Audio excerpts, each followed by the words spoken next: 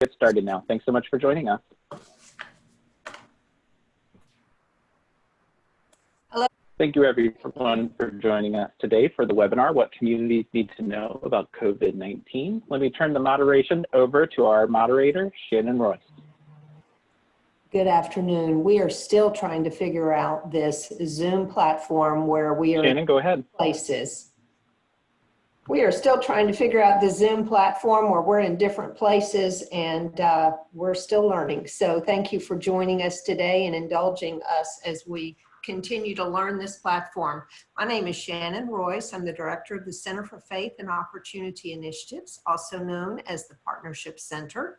The Partnership Center works to support faith and community participants, providers, and service communities with resources and educational offerings to support the hope and strengthen the community's response to public health and human service needs.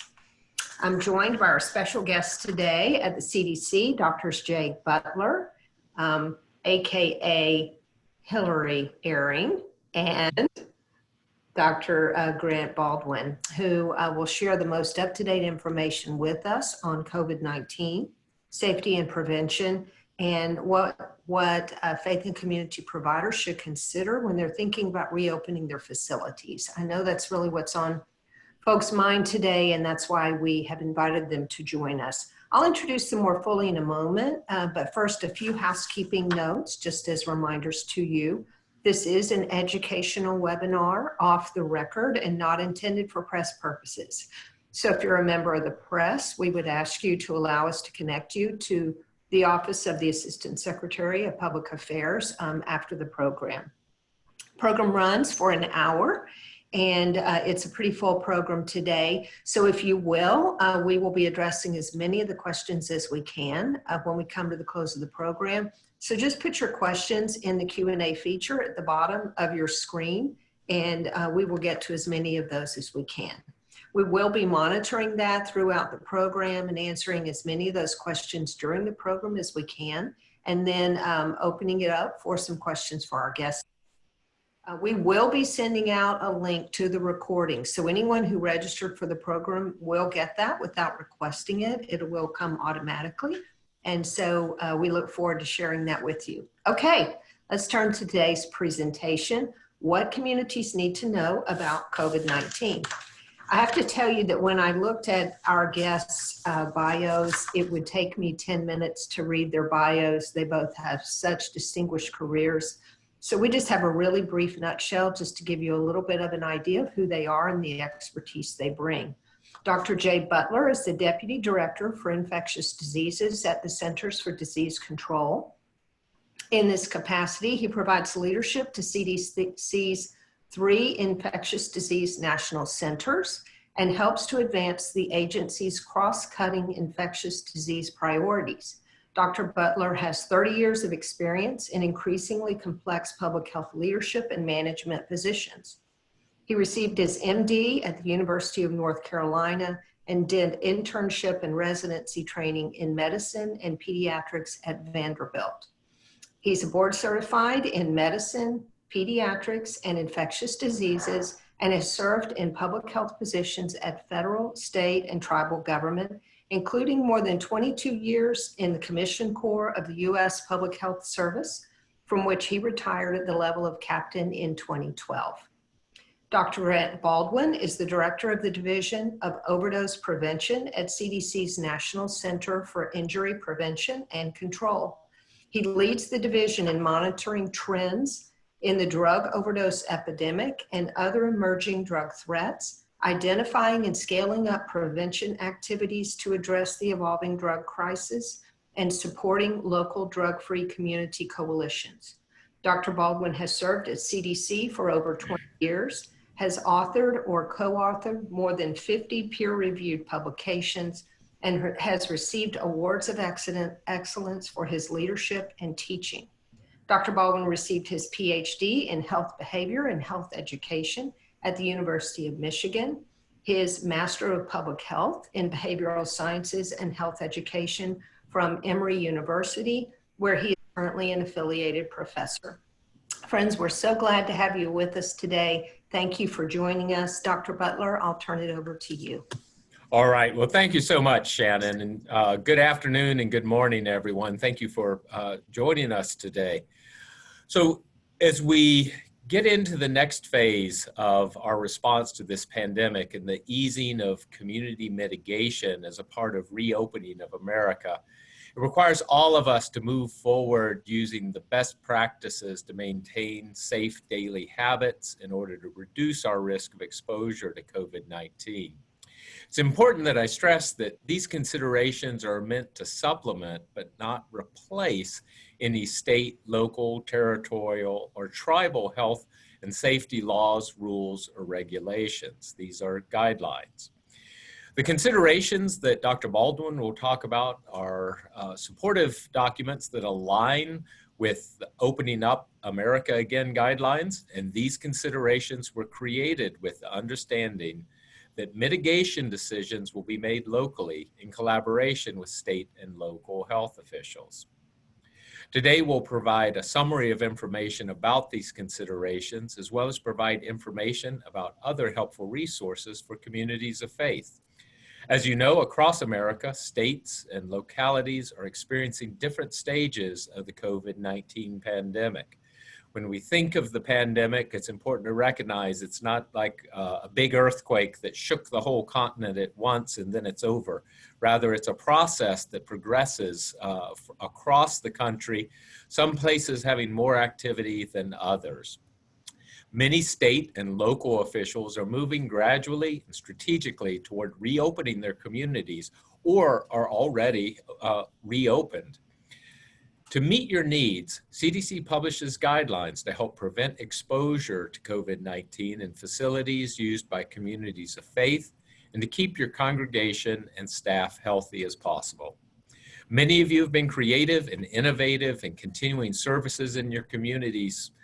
And as you open and potentially gather in person again or think about opening, we want to share with you some of the considerations to inform you in your decision-making and actions.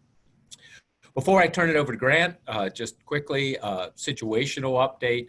As we look across the country, if we look at the country as a whole, we've been actually very successful in flattening the curve, as they say. That's a term we've used for a number of years as we've planned for pandemic responses in the things that we would do to be able to slow the spread of the virus so that critical infrastructure, and particularly our healthcare system, does not become overwhelmed.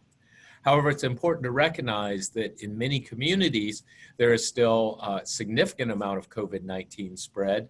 And I want to stress more than anything else, the pandemic is not over by any means. So as we move into this next phase, it's important to know that we are trying to strike the right balance of getting life and the economy back to normal as much as possible while also protecting health. And that is not a dichotomy. Health and the economy certainly complement one another. In terms of where we see disease now, there has, particularly with community mitigation, we've seen more clustering of infections occurring in certain situations where people are in close proximity to one another, such as in certain worksite settings, in homeless shelters, in correctional facilities, and also to some degree in long-term care facilities, although there's been quite a bit of work that's been done to limit spread in those very high-risk situations. More than a third of all the deaths in the United States caused by COVID-19 have occurred in long-term care facilities. And sadly, recently we passed a milestone of now 100,000 people have lost their lives to COVID-19. So I really want to express condolences to those who've lost loved ones. Some of us in the response team here at CDC have also experienced those losses. And I just want to acknowledge that the pandemic is something that touches all of us directly. So with that, I'd like to now turn it over to Dr. Grant Baldwin, who is the current co-lead for the Community Intervention and At-Risk Task Force as part of the COVID-19 response here at CDC. And he'll provide much more detail on these considerations for the faith-based community. Grant? Well, thank you, Jay, and thank you, Shannon, for inviting us to speak with you today. And thanks for all of you for joining. So gathering together for worship is really at the heart of many faith traditions, including my own. And because there are several published reports of COVID-19 outbreaks sparked by large gatherings, both in non-religious and religious settings, the considerations that we released last weekend really offer an opportunity to inform faith communities while respecting your fundamental right to gather for worship. Much is unknown about how the new coronavirus that causes COVID-19 spreads. Most often, person-to-person spread is thought to happen among people in close contact or being less than 6 feet apart from each other. Person-to-person spread is thought to occur mainly through respiratory droplets produced when an infected person coughs or sneezes, like how influenza and other respiratory pathogens spread. These droplets can land in the mouths or noses of people who are nearby or possibly be inhaled into their lungs. It may be possible that a person can get COVID-19 by touching a surface or object that has the virus on it, and then touching their own mouth, nose, or maybe even their eyes, but that is not thought to be the main way that the virus spreads. So at its core, our ability to prevent new infections depends on a couple of things. First, reducing the rate at which someone infected comes in contact with someone not infected. And then second, reducing the probability of infection if there is a contact. So as Dr. Butler mentioned, CDC is actively engaged in really a whole of government plan to get and keep America open, both safely and efficiently, by providing critical information about COVID-19 and giving you the resources you need to inform your choices and your actions. So within the Community Intervention and At-Risk Task Force, we are working exactly on those resources to assist state and local partners and other stakeholders in making decisions about how to open and operate safely, including in churches, synagogues, mosques, and other houses of worship. To be sure, implementation should be guided by what is feasible, practical, and consistent with the needs and religious beliefs of each community. I really can't stress that point enough. Decisions and strategies on opening are implemented by leaders at the state, tribal, local, and territorial levels based on their own phased reopening plan and their assessment of the levels of community transmission. Each locale is different, and individual jurisdictions really have the authority and local public health data and information needed to protect their communities. So CDC is continuing to work with state, tribal, local, and territorial leaders to provide technical assistance and resources that can help support decisions to protect health and to prevent the spread of COVID-19, consistent with the rights of people of faith to exercise their freedoms. We encourage you to review our recent considerations to help your community of faith discern how to best to live and practice your beliefs while keeping your congregation and your staff safe. So all the considerations I'm about to share are aimed at helping us more safely coexist with COVID-19 until a vaccine or a therapeutic drug is more widely available. Millions of Americans embrace worship really as an essential part of life, including me. For many faith traditions, gathering together for worship is at the heart of what it means to be a community of faith and who we are as people. But as all Americans are now aware, gatherings present an elevated risk for increasing spread of COVID-19 because of the number of people that you may come in close contact with. CDC offers these suggestions for faith communities to consider and to reconcile with your own faith traditions as you reconvene for in-person gatherings. Our considerations begin with the presumption of being open, deference to state and local laws, and an appreciation that each community is unique and that you should tailor and implement these considerations really to the extent possible. They give you choice while at the same time calling out inherent risks associated with those choices and recognizing that underlying and ongoing community transmission will influence the success of our collective efforts. So successful community mitigation efforts involve stacking best practices with several layers of safeguards to reduce the spread of COVID-19 and to lower the risk of another spike in cases and deaths, including in communities of faith. Each intervention alone, like social distancing, frequent hand washing, cleaning and disinfection, and use of cloth face coverings, does confer some protection. And yet it's really implementing these multiple strategies together that we think can really make a difference. Again, please note that this guidance is not intended to infringe on rights protected by the First Amendment of the US Constitution or any other federal law, including the Religious Freedom Restoration Act of 1993. So as you know, the federal government may not prescribe standards of interactions of faith communities and houses of worship in accordance with the First Amendment. Furthermore, no faith community should be asked to adopt any mitigation strategies that are more stringent than the mitigation strategies asked of similarly situated entities or activities. So when thinking about convening an in-person service, there are a number of factors to consider and to account for before beginning to scale up operations. And I'll outline many of them for you right now. So we suggest that communities of faith first establish and maintain communication with local and state authorities to determine current mitigation levels needed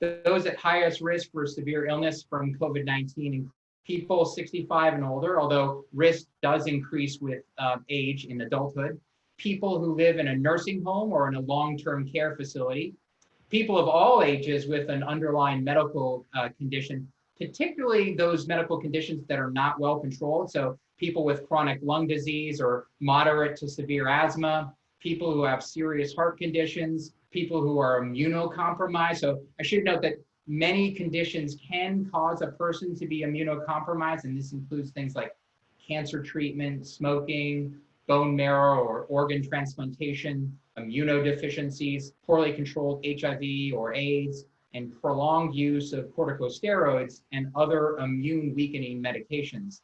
Other factors include people with severe obesity, people with diabetes, people with chronic kidney disease undergoing dialysis, and people with liver disease. Additionally, we suggest offering options for staff at higher risk of severe illness to limit their exposure to risk. So this might include offering telework or flexible schedules and only requiring them to be on site when necessary. It's also important to consider offering options to congregants at higher risk of severe illness to limit their exposure to risk. So for example, remote participation in services if that's an option.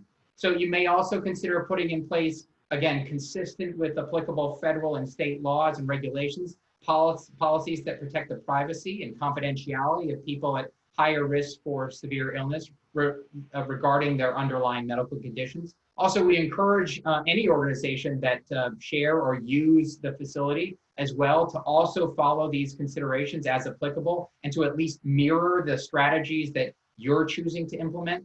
And if your community provides community or social services in the facility as part of its mission, consult CDC's information for schools and businesses and workplaces as relevant. It contains some additional helpful information. So in terms of promoting healthy hygiene, we ask that you encourage staff and congregants to maintain good hand hygiene. So specifically washing hands with soap and water for at least 20 seconds. It's also important to have adequate supplies to support healthy hygiene behavior. So including soap and hand sanitizer with at least that 60% alcohol. And whenever soap and water are not readily available, again, having that hand sanitizer on hand. Please also consider making available tissues and installing no-touch trash cans and other features that limit your congregants and your staff having to touch objects and features while they're in the facility. You may also encourage staff and congregants to cover their coughs and sneezes with a tissue, or if they don't have a tissue, to use the inside of their elbow. Also consistent with some of the other considerations that CDC has out there, we encourage you to use a cloth face covering, both for staff and congregants. And cloth face coverings are most essential when really social distancing is difficult. But I do want to make this note that cloth face coverings should not be placed on children younger than 2 years old, anyone who has trouble breathing or is unconscious, and anyone who is incapacitated or otherwise unable to remove the cloth face covering without assistance. Cloth face coverings are meant to protect other people in the case the wearer is unknowingly infected, but does not have symptoms. So with most respiratory viruses, people are thought to be most contagious when they are most symptomatic, But we know that with SARS-CoV-2, which is the virus that causes COVID-19, that it might spread before someone experiences symptoms. So that poses some unique challenges for us and for you. So regarding cleaning and disinfection and ventilation, CDC suggests that you consider cleaning and disinfecting frequently touched surfaces at least daily and shared objects between use. Also, CDC suggests that you develop a schedule of increased routine cleaning and disinfection and avoid the use of items that are not easily cleaned, sanitized, or disinfected. It's also important to ensure safe and correct application of disinfectants and to keep them away from children. I refer you to the CDC webpage for more detailed information about how to do all of this. Again, considerations for ventilation systems are also important. So consider ensuring that ventilation systems are operating properly and increase circulation of outdoor air as much as possible by opening windows and doors and using fans, etc. Do not open windows and doors, obviously, if they pose a safety risk to children who are using the facility. And if your faith community offers multiple services, considering scheduling them far enough apart to allow time for cleaning and disinfection of high-touch surfaces between those services. One of the key recommendations that we're promoting across the response is to promote social distancing. So consider taking steps to limit the size of gatherings in accordance with the guidance and directives of state and local authorities. And again, subject to the protections of the First Amendment and any other applicable federal law. You may promote social distancing at services and in other gatherings by ensuring that clergy, staff, choir, volunteers, and attendees at these services follow those social distancing recommendations. Again, that you should do that as circumstances and your faith traditions allow to lessen risk. As Dr. Butler mentioned, you may also consider holding services and gatherings in large, well-ventilated areas or outdoors as circumstances and your faith traditions allow. You may also consider appropriate mitigation measures, including taking steps to limit the size of gatherings and maintaining social distancing at other gatherings, such as funerals, weddings, religious education classes, youth events, support groups, and frankly, any other programming where that is consistent with your faith tradition. You may also consider providing physical guides, such as tape on floors, which I think we're seeing that more often now, on floors and walkways and signs on walls to ensure that staff and children remain at least 6 feet apart in lines and in other times. So for example, one of the things that I think you've probably seen that when you've traveled to other businesses, in this case, grocery stores, is the putting in of one-way routes and hallways as an example.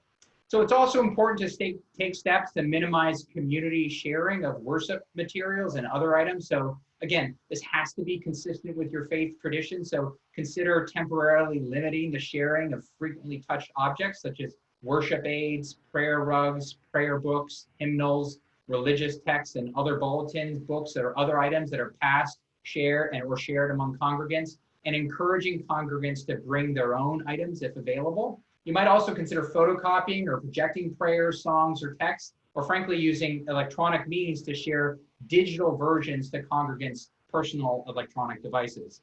You may also consider modifying the methods used to receive financial contributions. So for example, consider a stationary collection box or electronic methods for collecting regular financial contributions instead of having shared collection trays or baskets. Consider whether physical contact, such as shaking hands, hugging, or kissing, should be limited. And given our natural human desire for social connection, obviously this can be hard, but it's really important to consider, again, if it aligns with your faith traditions. Also, if food is offered in an event, consider prepackaged options and avoid buffets or family-style meals if possible. Moving on to nurseries and childcare, recognizing that children are often part of faith services, you may refer to CDC's information on preventing the spread of COVID-19 in childcare settings and adapt as needed for your youth community. And if you're considering holding summer day camps, again, refer to CDC's considerations on youth and summer camps. And again, in this case, adapt them to your specific needs. Of course, we'd be happy after the webinar to provide you with this information if you can't readily find it on the CDC website. It's actually on the CDC main COVID-19 landing page right now. In terms of staff, it would be helpful to train all clergy and staff in the outlined safety actions that you elect to implement. You also may consider conducting trainings virtually, or if an in-person training is done, to ensure that social distancing is maintained during that training. If staff or congregants who are sick or who have had close contact with somebody who you know to be COVID-19 positive, encourage them to stay home. And you can share CDC's criteria for staying at home with staff and congregants so that they know how to take care of themselves and others. You may also consider posting signs at entrances and other high traffic areas to make sure that this information is widely known. So in terms of planning for when a staff member or congregant becomes sick, you should identify an area to separate anyone who exhibits symptoms of COVID-19 during your hours of operation, and to ensure that children are not left without adult supervision. You should establish procedures for safely transporting anyone who becomes sick at your facility to their home or to a healthcare facility. It's also important to notify local health officials if a person diagnosed with COVID-19 has been in the facility, and to communicate with staff and congregants about potential exposure. Again, important here to maintain confidentiality as is required by the American with Disabilities Act and other applicable laws, and in accordance with your religious practices.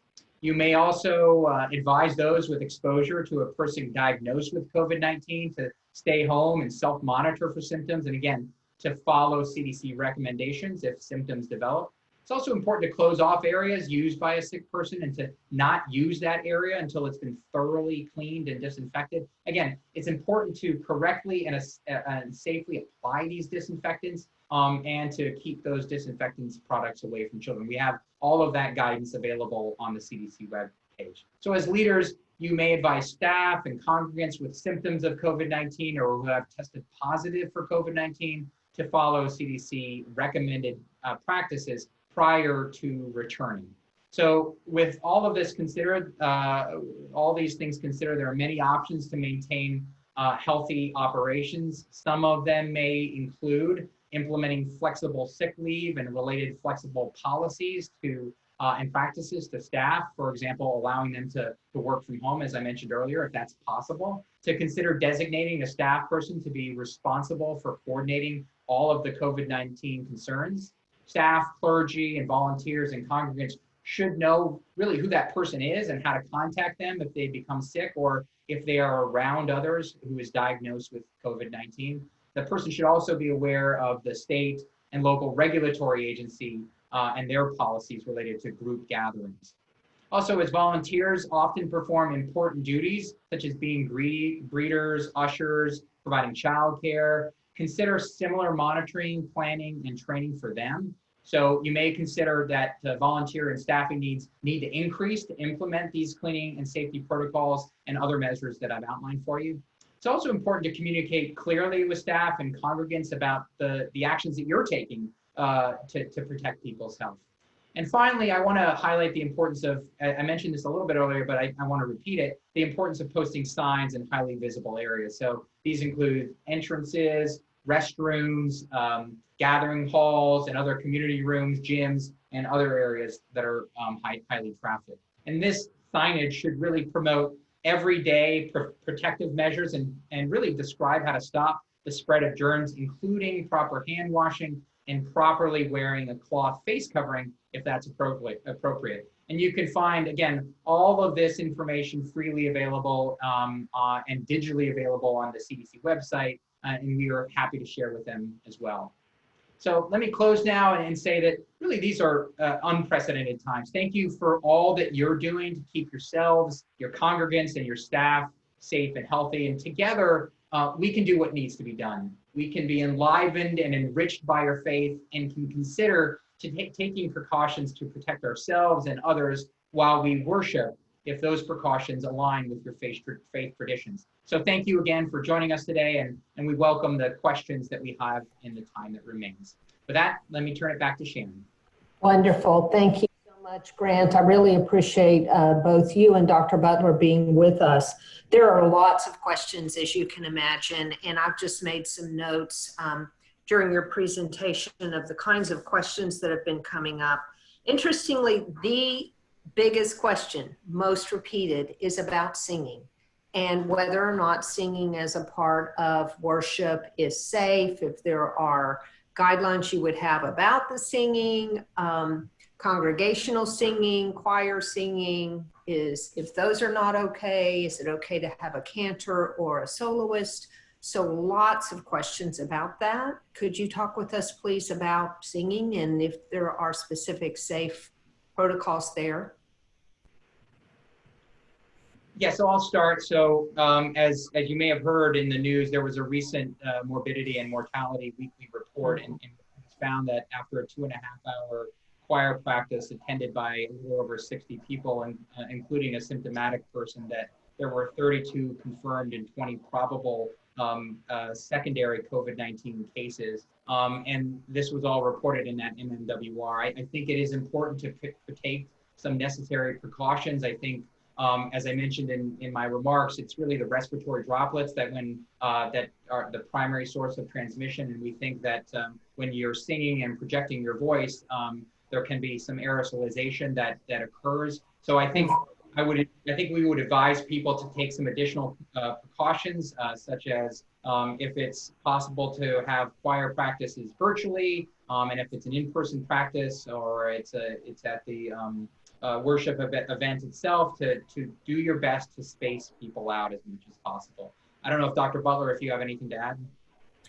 Yeah, thank you, Dr. Baldwin. I'll just add, in terms of what we believe are the most common modes of transmission of COVID-19, we call it respiratory droplets, meaning that the virus is in the secretions in the respiratory tract and in the mouth, and that they can come out of the mouth during speaking, such as what I'm doing now, and even more so if the voice is raised, or during singing, and of course during coughing or sneezing. So it's really important to think about how to minimize spread that way. And as Dr. Baldwin highlighted, there's at least one instance of fairly effective transmission among members of choir during a choir practice, where one of the members was infected with COVID-19. It also raises the point about, why face coverings? Well, the goal is, and I've got mine here, it's got bears and fish on it, so it sort of expresses a little bit of my personality too. It's to protect the people that you are around, to be able to keep those droplets to yourself. One of the things that we learned about COVID-19 a couple of months ago is that even though the virus is closely related to the virus that causes SARS, it behaves differently, and people can be infectious before they become ill. And even some people will be infected and have no symptoms at all. So the wearing of a mask, as a mother I heard recently telling her older children, is a way to show that you love the people around you. And then I think the question of how to incorporate music into the worship service, we get back to some of those same basics again in terms of what does it mean to be distanced. And I think of the service that I attend, which is still being done virtually, but it does include music, and the leaders of the music are on a stage, but all distanced by more than 6 feet. So that would fit with best practices, and also because they are fairly widely separated, they're then able to sing without the restraints of having a mask over their mouths. Very helpful. Thank you so much. I'm surprised that probably is the one thing that came up the most in the Q&A. So that's really interesting to me, and I appreciate both of you responding to that. We were asked about whether for testing purposes, do you need a doctor's order for testing? And secondly, on testing, what if you don't have insurance? If you, Dr. Butler or Dr. Baldwin, could speak to the doctor order issue and the no insurance issue. So I believe I can take that one. In terms of any requirements for a provider's order, that is becoming a thing of the past very quickly. It is important, though, to check with your state or local health agency to see if there's any local restrictions on that.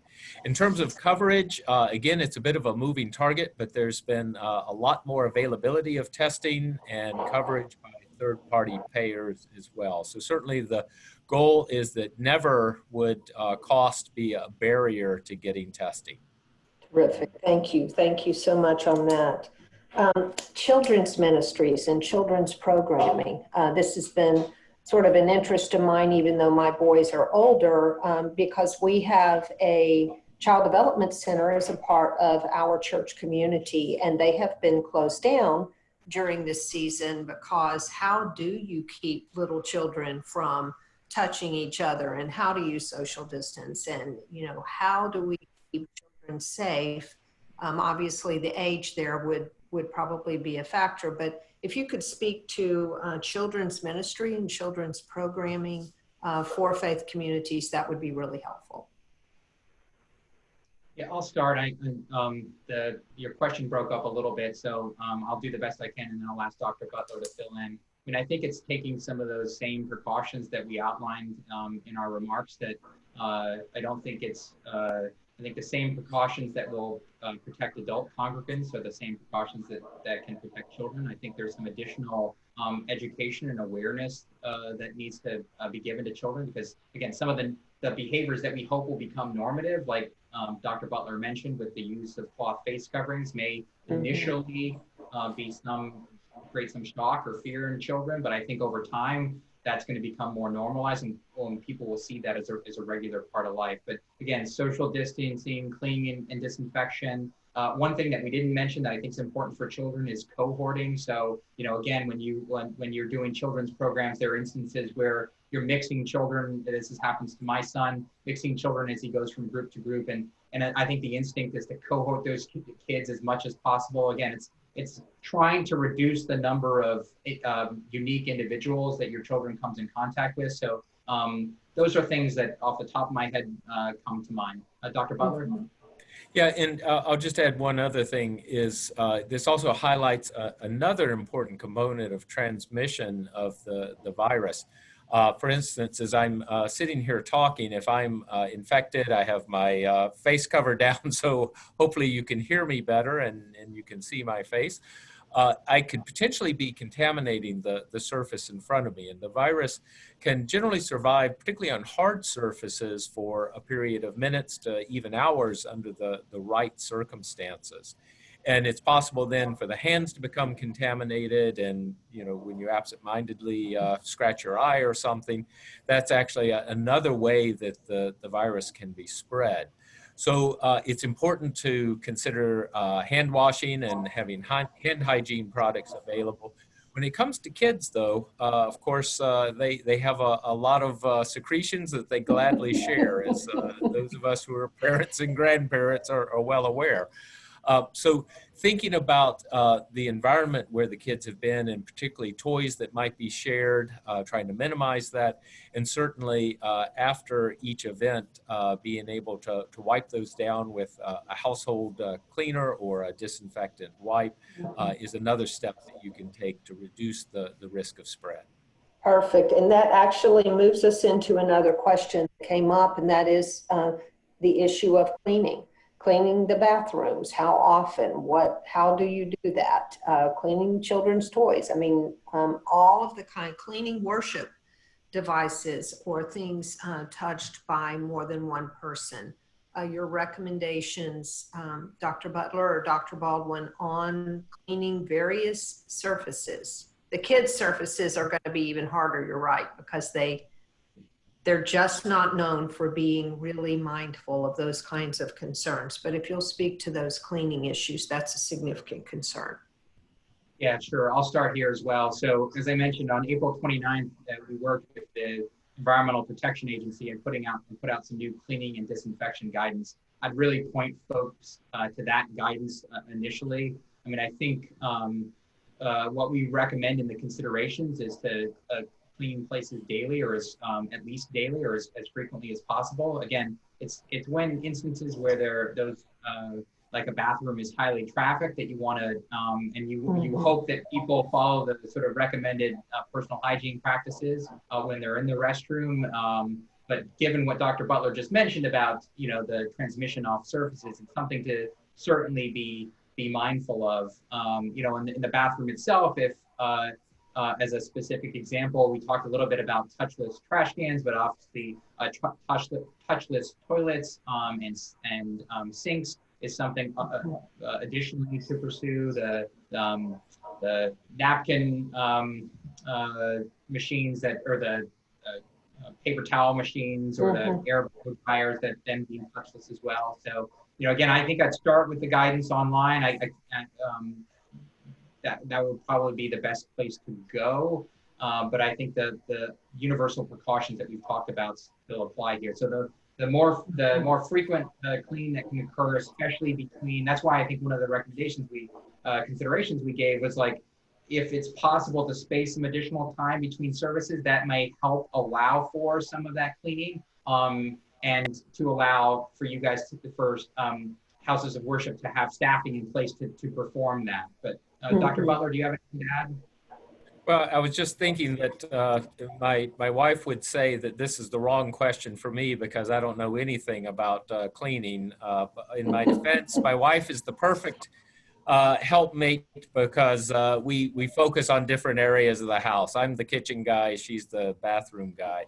And we really both use some of the standard household disinfectants. So it's not a matter of needing to find some new and high-powered disinfectant, but using some of the basic things. I'm going to use some brand names, which I'll stress does not imply an endorsement by the CDC or the Department of Health and Human Services, but things like the Lysol wipes or Clorox wipes, and even alcohol wipes are entirely appropriate to be able to wipe down and disinfect surfaces.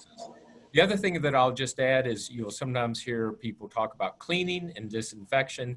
Cleaning is what we do with basic soap and water, which also has an important role to remove any foreign materials or dirt to be able to help the disinfection action be able to happen more effectively. So cleaning cleans the surface and disinfection follows the cleaning. So you disinfect it. Kills the germs. Good. Okay. Thank you. Let me just add one thing while you're queuing up the Yes, next question that we've received in our behavioral surveys. And I want to caution folks that this does not apply to, we've observed some people cleaning food items in ways with some of these disinfectants that Dr. Butler mentioned, and we can't stress enough that is not appropriate, that these cleaning resources are not to be used on cleaning of food products that are ultimately consumed. Good point. Sorry for interrupting your flow. So don't use your wipes on the fruit that you're about to eat. Yes, and we received some data recently suggesting that people are in fact doing that. So we really want to discourage it's really not appropriate behavior. Very helpful. Thank you so much. So another question has come up about, and you touched on this, Dr. Baldwin, but question about greeters. Should greeters wear gloves? Should they wear masks? Should they hug? I think you spoke to these things, but if you could just reiterate appropriate modeling behavior for those who are greeters in our various faith communities.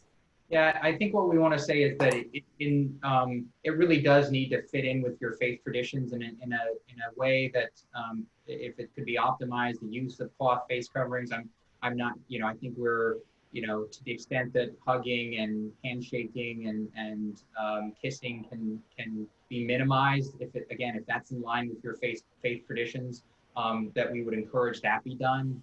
But I think those precautions need to be put in place. I think we're all getting used to, on a walk late yesterday afternoon, I was approaching a neighbor, and I think the greeting is such an important moment of connection, but we're now doing it at a distance from one another. And so I think encouraging sort of parameters to be put in place so that welcome can be felt and that connection can be felt, but it's done in a way that doesn't put either the greeter or the congregant at risk.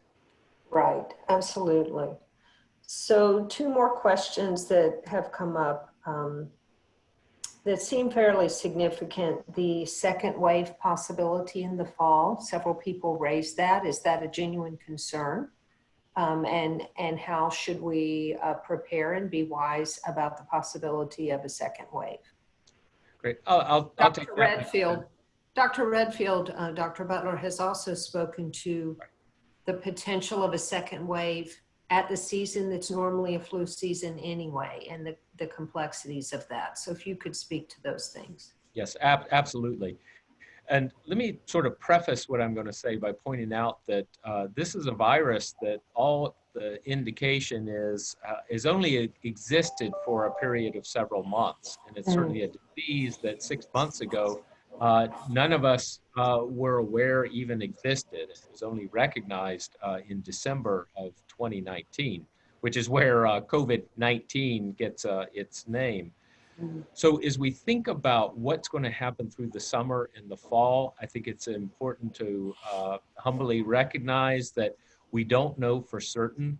Many respiratory viruses become less prevalent during the summertime here in the Northern Hemisphere, but this is a new virus. It appears that the vast majority of people are susceptible to it. So in no means do I think we should think that we can just not worry about it through the summer. And that's also why I talk about reopening instead of just we reopen, or easing of mitigation, easing up rather than just stopping mitigation. As we get into the fall, it is possible that this virus will behave somewhat like influenza. It could be more prevalent then, but we really don't know for sure. The other thing that happens in the fall is we tend to be together more often in schools and after the vacation time. And so that's also going to be a critical time where we look at some of the community mitigation measures to determine what's going to be most appropriate to keep people safe. But the role of influenza is really important as well. I mentioned earlier the goal of flattening the curve is to keep critical infrastructure in the healthcare system from becoming overwhelmed. Influenza stresses the healthcare system every winter. So there's no reason to think that's not going to continue to happen this coming winter. And so we want to be very careful as we look at flu and COVID that we don't get a 1-2 punch at the same time as we get into the winter time. COVID and influenza are different diseases, but we do have extra tools for influenza, including an influenza vaccine. So I think, you know, an important way to keep yourself and your congregation safe is to get a flu vaccine and to reduce the risk of developing or spreading influenza as we go into the fall. Well, and many in the faith community will participate in or host health fairs. Yes. That could include the flu vaccine as a part of the high blood pressure check and other checks that they do. And so that would be something that our faith communities could consider, is including a flu vaccine. So at least that's taken off the table and less of a concern as the possibility of COVID rebounding happens. You touched on, Dr. Butler, I'd like for you to talk a little bit more about it, what we understand about the impact of heat on this virus, that it's been a lot in discussion, and if you could speak to that a little more as we move into the summer months. I know it's new, so maybe we can't say for sure.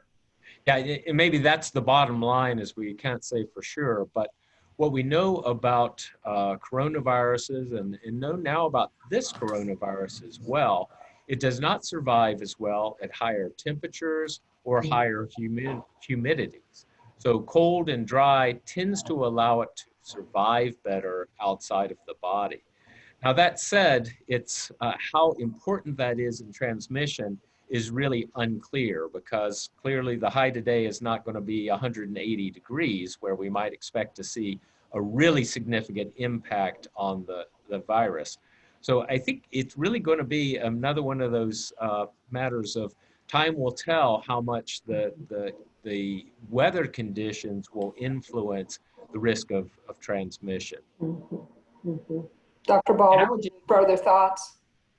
Yeah, I would just add, one of the things I try to emphasize in what I was sharing is that it's really, to the extent that we can normalize behaviors that will create protections now, that's going to ultimately serve us well through the summer months and then into the fall as things change. So I think one of my big take homes is sort of how can we, to the extent that it makes sense, widely adopt, model those behaviors that Dr. Butler and I have talked about during the course of the hour. Good, okay, thank you. And you have touched on the use of fans or the importance of air circulation, and there are lots of questions about that as well. Yeah, so being in close contact and confined spaces without a lot of air circulation, it does promote more active transmission. And so I think the CDC considerations sort of call out to the extent possible, as I indicated, opening windows, doors, holding events. We're heading into time here in Atlanta where Dr. Butler and I live, where it's a little bit uncomfortable to be out for long durations of the time in the middle of the day without air conditioning. But to the extent you live in areas of the country where it makes sense to keep doors and windows open, and so long as those protections for children are in place, I think we would encourage that ventilation.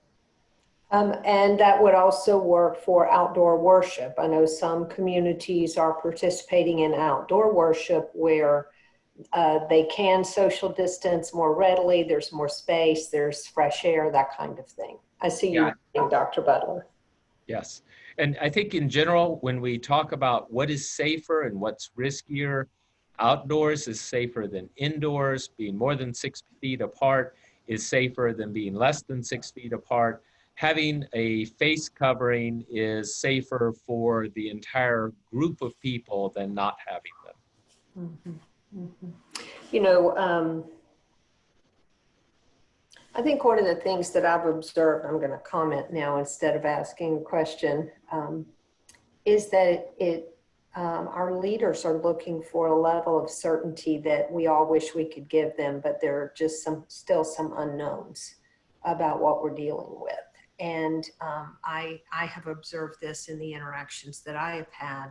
I'm curious your thoughts just on those kinds of issues, because we're observing a level of anxiety and distress surrounding COVID. It's not just the actual illness itself, it's the fear and anxiety that go with managing this, the isolation. We're seeing those kind of mental health concerns in play as well. And so if either of you have comments on that, we would appreciate that. Okay.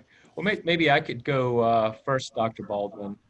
When we're dealing with something that is brand new and that we've never dealt with before, either in our personal lives or scientifically, it does create a lot of uncertainty. And certainly as a scientist, it's very humbling to realize how much we don't know and how long it can take to learn what we need to know to be able to keep people as safe as possible.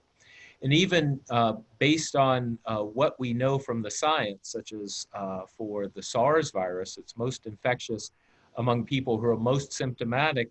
This closely related virus doesn't behave that way. And so it's a much more challenging issue to be able to address and control.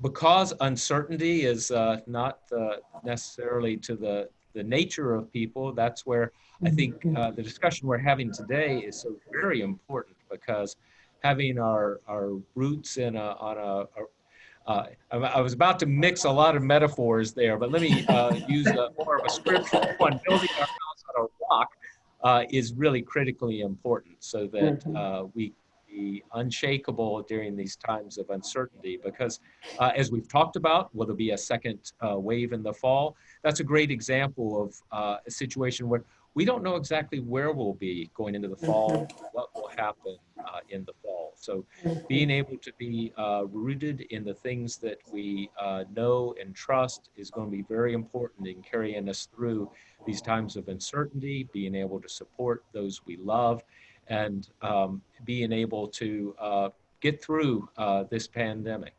I would just add that we're addressing this with an abundance of caution approach, and that's why even in my own family, the way I view it is like we need to layer these protections on top of one another. We can't completely do away with the risk that exists, but I take some comfort and feel more comfortable when I know that we, and this applies to everybody, including the faith community.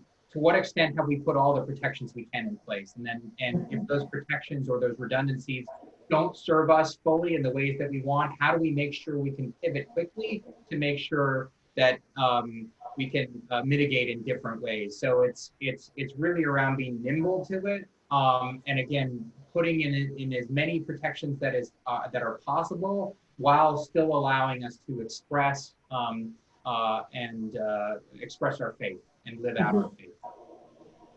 No, absolutely. And I think that's what I hear you sharing, is the importance of taking the steps that we can take and following that, walking in that faith perspective that Dr. Butler was mentioning.